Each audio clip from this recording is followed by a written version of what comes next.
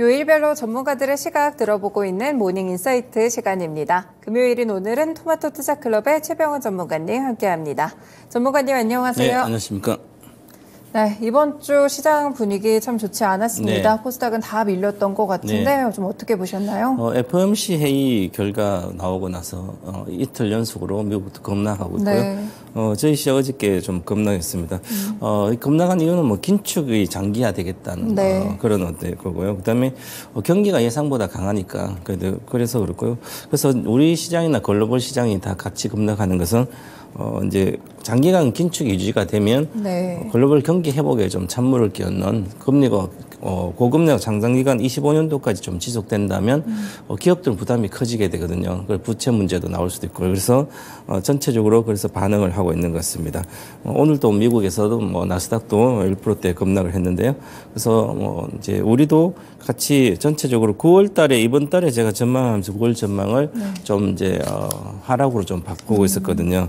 그래서 지난주 한 코스피 보면 지난주 금요일날 2611포인트에서 어제 2514포인트까지 급락을 했습니다. 어제 하루 만에 그냥 빠졌죠. 40포인트 맞아요. 이상이. 네. 그래서 2,500원 붕괴를 할 걸로 보이고요. 그래서 이달 9월 전망에 제가 2,450 정도 내외를 이제 하단으로 보고 있었는데 네. 아마 그까지는 가지 않을까 그렇게 보여지고요.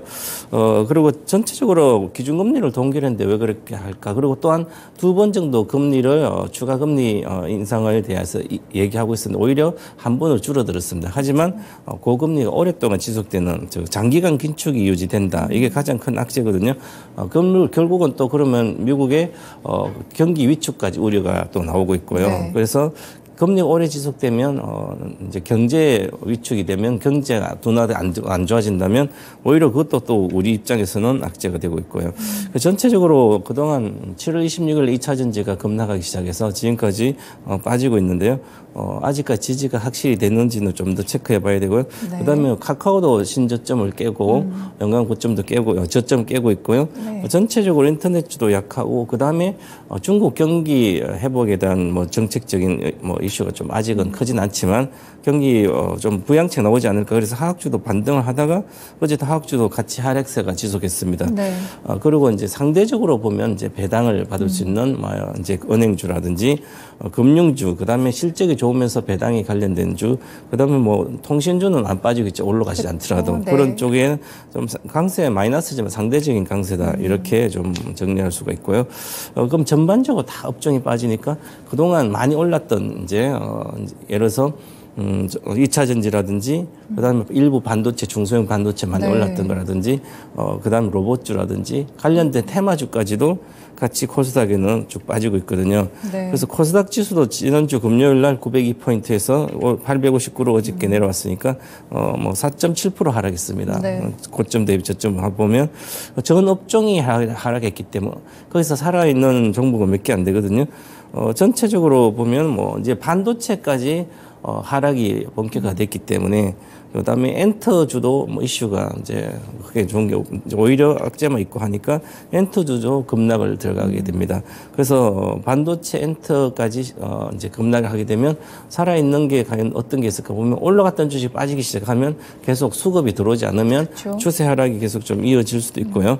그리고 지금 현재는 뭐 주도주 테마도 강한 뭐 어떤 확산된 테마가 아니고 테마도 부재하고 그래서 코스닥 지수는 추가 하락에 대한 약세가 우려가 지속되고 있고 그래서 지난번에 900포인트대 안착을 실패했기 때문에 그러면 코스닥은 이제 계속 이제 수급이 들어온 것보다는 계속 손절 조금 오늘 들어왔다 내일 손절하고 이런 식이 되면 약세가 좀 이어질 걸로 보입니다. 그래서 올해 정도는 이미 코스닥은 거의 코스닥 장세가 엄청 좋았기 때문에 앞으로 코스닥 장세는 쉽게 반등하더라 짧은 반등이다. 그래서 기대를 크게 하지 않고 있어야 될 것 같습니다. 네, 그렇군요. 코스피와 코스닥 지수 모두 현재 전망에서는 봤을 때 그렇게 밝지만은 않은 그런 모습들이 나오는 것 같습니다. 그러면 차트 보면서 저희 좀 더 자세히 볼까요? 네, 오늘은 이제 수급은 뭐 외국인 계속 팔고 있고 선물도 팔고 현물도 파니까 수급보다는데 차트를 보면 어디 정도까지 내려가서 멈출까 그런 생각을 좀 해봐야 되는데요. 이미 이제 일봉 차트를 코스피 보면 지난 저가가 2,610, 고가가 2,611에서 저가가 2,514 어제인데요. 그럼 어제 하루에 이제 차트 오른쪽 보면 급락을 했습니다. 장대 음봉으로 나왔는데 그럼 오늘은 어저께 미국이 많이 빠졌으니까 시가계 하락해서 양봉이 떠주면 지난번 저점이 2,480대에서 이제 유지가 되면 좋은데 유지가 되고 반등해주면 좋은데 이것은 아마 밑에 보조지표를 보게 되면 보조지표 제일 밑에 하단에 이제 스토캐스틱인데요. 왼쪽에 네모가 두 개 이제 그것은 이제 쌍봉을 그리고 조정을 받고 있습니다.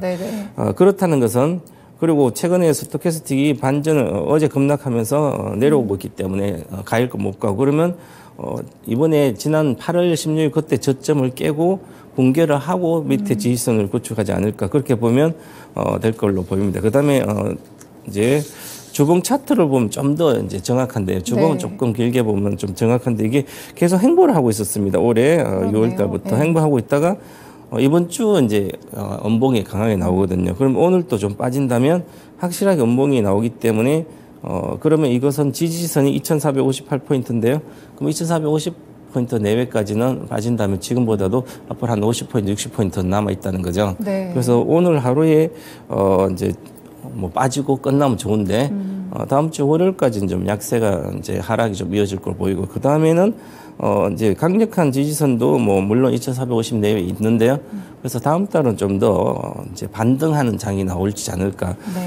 다음 달 전망은 제가 이제 다음 주 못 해드리니까 전체적으로 보면 다음 달은 10월 중순부터는 우리 시장 확실히 좀 좋아질 걸 보이고 내년에 기대를 하고 그래서 이제 지난 9월 제가 전망을 할 때 9월 달은 이제 9월, 10월은 나스닥이나 이런 건 안 좋고 하락하고 우리는 9월만 하락하고 10월에 주로 상승이 시작됐다. 지금 계절성은 그렇거든요. 그래서 이번에도 최근에 이번 주 급락하고 있으니까 아마 우리도 10월부터는 우상향으로 좀 가지 않을까. 크지는 않더라도. 그렇게 봐야 될 것 같고요. 전체적으로 뭐 주봉 차트도 거래량도 줄고 있고 스토캐스트 하향되고 있으니까 좀 더 조정을 받고 조정을 뭐 가격보다도 기간 조정이라고 좀 해야 될 것 같습니다. 그리고 코스닥 주봉 차트는 보게 되면 902포인트 지난 금요일 고가에서 859로 내려왔는데 코스닥 차트는 훨씬 더 안 좋습니다. 왜냐하면 강력한 매물대를 오랫동안 지속됐기 때문에 오랫동안 3월부터 지속되고 있는 그것을 이번에 안착 못하고 이번 주에 급락을 하고 있기 때문에 그리고 거래도 확 줄은 상태에서요. 스토캐스트도 우하향 고점이 나아지고 있어서 그러면 이것은 이제 좀 더 한 몇 주간 이어져서 급락해서 주로 한 다음 달까지도 안 좋지 않을까. 이렇게 보여야 되고요. 한번 좌측의 중간 정도면 빠질 때 한 3주 정도 이렇게 장대봉이 나오거든요. 그래서 다음 주까지는 계속 안 좋을 거로 보고 대응을 좀 해야 될 것 같고요.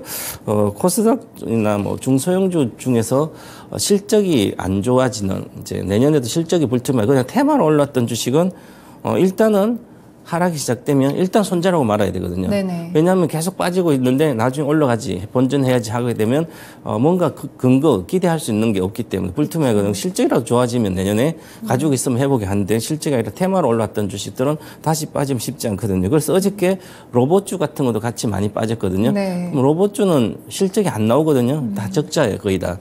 그런데 계속 이제 어떤 이제 로봇 두산 뭐 네, 이런 거 그렇죠. 이 모멘텀 때문에 올라갔다가 그러면 나 거도 계속 빠지고 있는데 손절 안 하고 있으면 내년까지도 계속 빠져 있으면 계속 적자는 내년에도 이렇게 되면 견딜 수가 없고 결국 바닥에서 팔게 되거든요. 그래서 빨리 결단을 해야 되고 지금은 어디 차트를 보고 어디가 지지선이다 이런 게 아니라 그냥 결단이 이제 손절할지 아니면 장기로 갈지 그것을 판단해서 이제 행동하는 게 또 투자에 도움이 되지 않을까 이렇게 보여집니다. 네, 코스피와 코스닥 차트를 통해서 함께 또 네. 분석을 해봤습니다. 사실 이번 주에 굉장히 중요했던 게 또 FOMC잖아요, 전문가님. 네, 맞습니다. 어떻게 좀 보셨을까요? 저도 이제 전문가님 FOMC를 넘길 수는 없고 한번 보고 네. 가도록 하겠습니다. 전체적으로 보면 매파적인 스탠스라고 하는데 그렇게 매파적인 스탠스는 아니거든요. 그런데도 네. 시장은 이렇게 크게 맞아요. 급락을 하고 있습니다.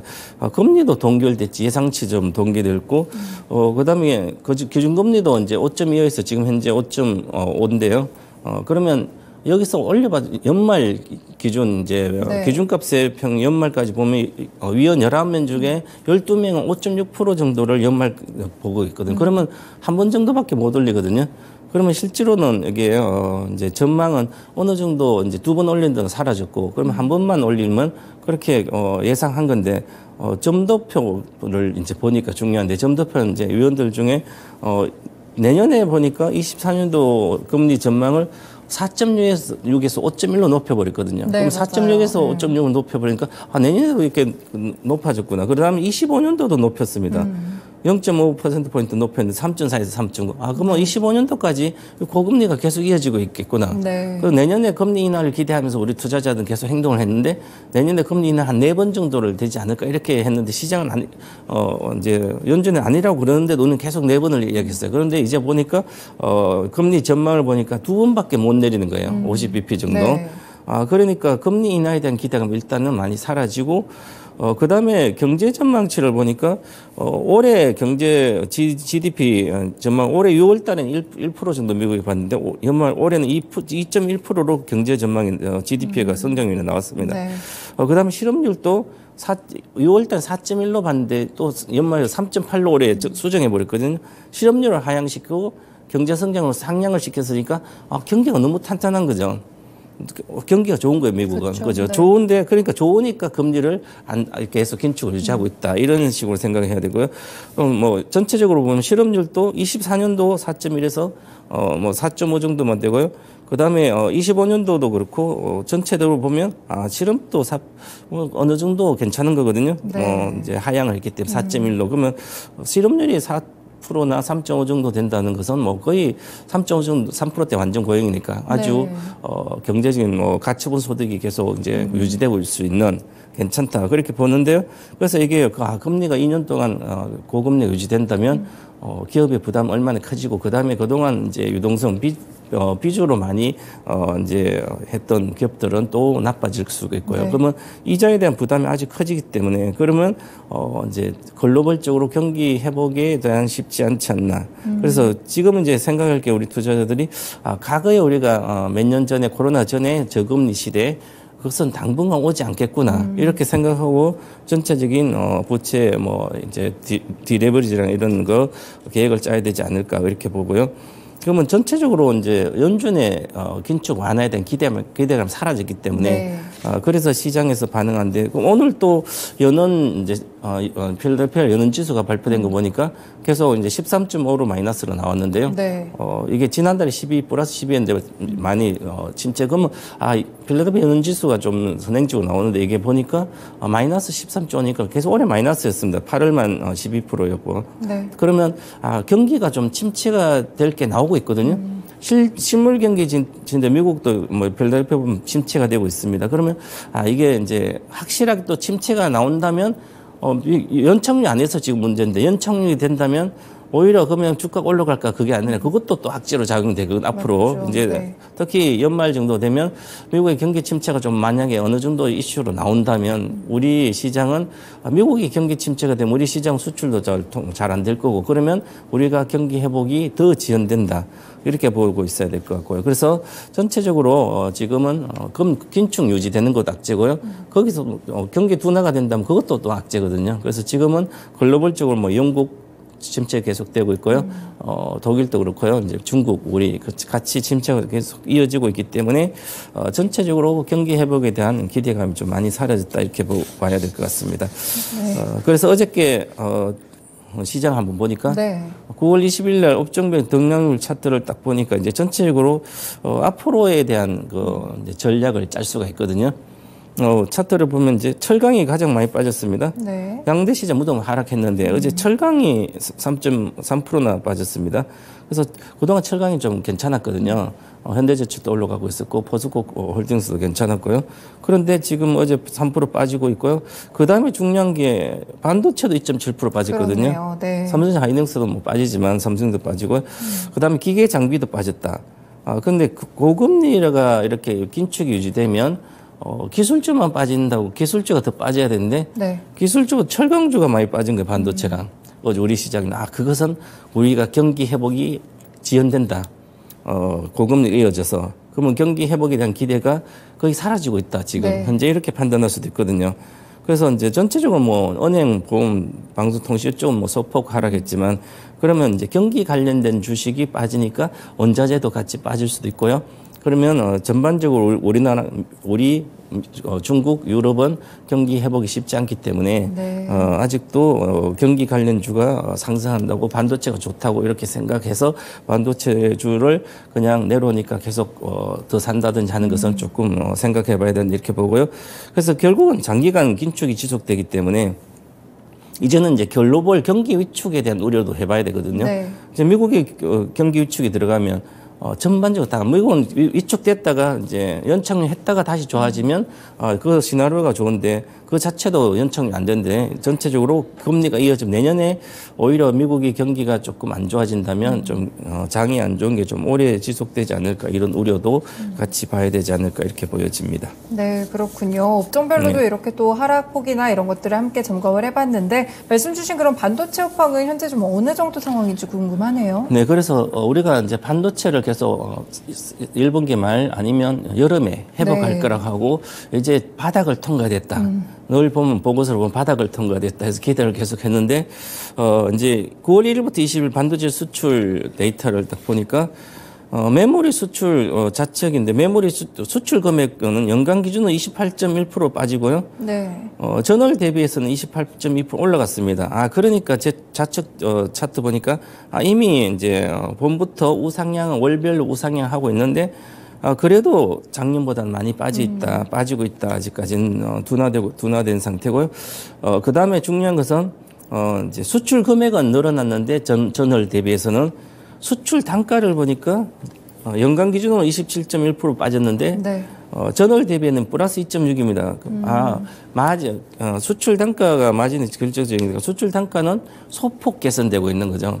이 소폭 개선되고 있으니까 금액으로는 많이 수출하는데 많이 늘어났는데 28% 늘었는데 전월 대비해서 마진은 2.6이니까 이제 마진이 안 좋은 게 이제 나가면서 아직은 제대로 수익성으로 네. 보탬이 되지 않는다. 즉 메모리 업체들은 아직 수익성으로 가기는 쉽지 않다. 물량이 좀 일단 늘어나고 확실히 늘어나고 재고가 거의 많이 없어지면 좋은데 아직 그런 게 아니기 때문에 그래서 이제 업황 개선이 아주 느리게 진행되고 있다 이렇게 봐야 됩니다. 네. 업황 개선이 느리게 되니까 우리가 빨리 너무 반도체는 회복된 빨리 주가도 올라갈 거라 생각하는데 그게 아니라고 생각해야 될 것 같고요. 특히 마진 개선이 늦어지고 있기 때문에 시간이 좀 더 걸리고요. 그다음에 긴축이 또 장기화되면 이 반도체도 직격탄을 믿기 때문에 어저께 별로 반도체도 많이 빠지듯이 그럼 우리는 이제 반도체가 이번에 상승 잠깐 올라갔던 거 이번 올해 시세는 끝이다. 네. 보고 이제 등락에 대해서 이제 자기의 매매 전략을 짜야 될 걸로 보입니다. 네, 반도체 투자하시는 분들은 방금 드린 전략을 참고해서 또 투자 포인트나 매매 포인트 잡아보시면 될 것 같습니다.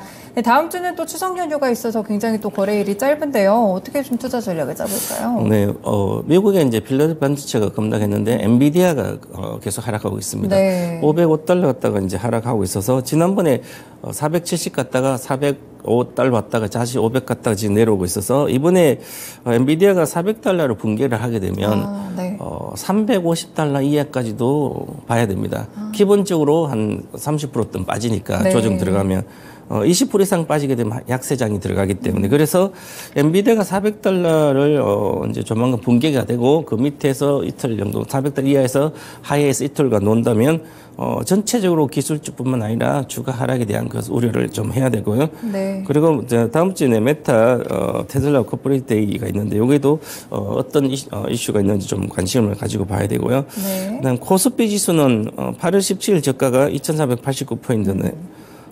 요거 이탈 여부인데 오늘 이탈할지 여부, 20몇 포인트 빠지면 이탈하니까 이탈하더라도 종가로는 다시 올라오는 게 좋습니다. 그렇지 않으면 좀 더 2,450 정도 내외까지는 일단은 하락을 좀 봐야 될 것 같고요.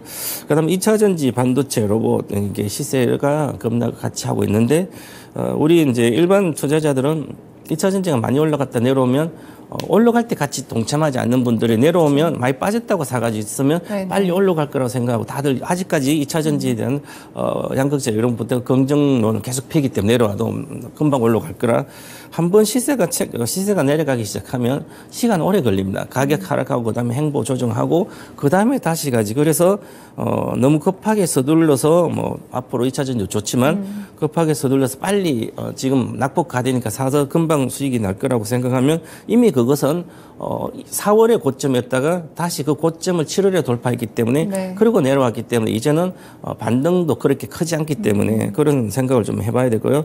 로봇도 마찬가지고 특히 반도체에 대해서 엔비디아 관련된 반도체들이 좋은데 그 관련된 좋은 것도 내려오면 싸다고 그냥 사는 것보다는 좀 더 시간을 기다려야 될 것 같고요. 그리고 올해 3분기와 내년 실적 좋은 이제는 중대형주 위주로 좀 가야 되잖아요. 내년을 네. 위해서 이쪽을 비중 확대 전략이 좋은 것 같습니다. 네, 전략의 변화가 필요한 시점입니다. 그러면 저희 오늘 또 유망주는 어떤 걸로 볼까요? 네, 어저께 다 그 코스피에는 800개가 마이너스인데 플러스 난 게 한 100개 정도 맞아요. 되거든요. 그 중에 제일기획이 잘 괜찮아 보이더라고요. 그래서 보니까 제일기획 실적도 좋아지고요. 특히 4분기 성수기에 진입합니다. 제일기획 이제 그래서 강주 올림픽 이제 아시안 게임도 있고요. 네. 그다음에 내년에 여름에 올림픽도 있고 그쵸. 그러니까 광고가 전체적으로 모멘텀이 좀 좋아지는 구조가 되고요. 특히 제일기획은 그동안 이제 성장이 일반 광고사 성장 안 됐거든요. 맞아요. 그래서 성장 안 되니까 성장률을 좋게 하기 위해서 계속 M&A를 계속 진행해가지고 많은 기업들을 인수해서 그래서 이제는 그 M&A에 대한 효과가 나와가지고 매출 총이익이 증가세에 놓여 있습니다. 그래서 특히 올해도 그렇고 내년에도 그렇고 계속 좀 이익이 꾸준히 늘고 있다. 그래서 보면 좋을 것 같고요. 그래서 지금은 상반기는 아주 안 좋은데요. 이제 4분기 후반 지금부터는 실적이 개선되기 때문에 내년엔 특히 좋아지고요. 그래서 지금부터는 관심 가져야 되지 않을까 이렇게 보여집니다. 네. 그 차트도 보면 바닥권이거든요. 네. 월봉 차트도 이제 양봉 두 번째니까 다시 다음 달에 조정 받더라도 눌림목 구간에 사도 좋고요. 바로 갈 수도 있으니까. 네. 그다음에 주봉 차트도 보면 이제 수렴하고 거래 실리고 우상향하고 있습니다. 일봉 차트도 보시면 이제 어제 행보를 하고 있지만 이번에 눌림목 구간에서 사면 좋지 않을까 네. 이렇게 보여집니다. 네, 알겠습니다. 제일기획 가격 전략은 어떻게 네, 가격은 될까요? 오늘 2만 원 이하에서 사서 이제 일단 2만 7천 원 발전까지 보면 되지 않을까 이렇게 보여집니다. 네, 알겠습니다. 제일기획에 대해서도 함께 참고해 보시면 좋을 것 같습니다. 마지막으로 전문가님의 투자 조언도 한마디 주시죠. 네, 미국 주식시장 95년 정도 역사가 되거든요. 그 중에 네. 주식시장의 변화 없는 테마는 실적 테마입니다. 네. 네. 알겠습니다. 이렇게 시장이 또 불안한 속에서 테마 종목들이 상당히 많이 움직이고 있는데 사실상 펀더멘털이 가장 좀 중요한 그런 요소가 되겠습니다. 전문가님 오늘 말씀 고맙습니다. 네, 감사합니다. 네, 오늘 모닝 인사이트 시간은 토마토 투자클럽의 최병훈 전문가와 함께했습니다. 네, 이제 다음 주에는 추석이라는 긴 연휴에 또 돌입하게 됩니다. 개천절까지 굉장히 또 연휴 자체가 좀 길기 때문에 주식시장도 이 휴일을 앞두고 전략을 잘 짜보셔야 될 것 같은데요. 오늘 드린 전략들 활용해서 오늘과 다음 주 전략까지 미리미리 체크해 두시길 바라겠습니다. 지금까지 다양한 투자 판단에 도움이 되는 말씀들 전해드렸는데요. 특정 종목의 상승과 하락을 보장하지는 않습니다. 네, 모닝쇼 여기서 마치겠습니다. 오늘도 시청해주셔서 고맙습니다.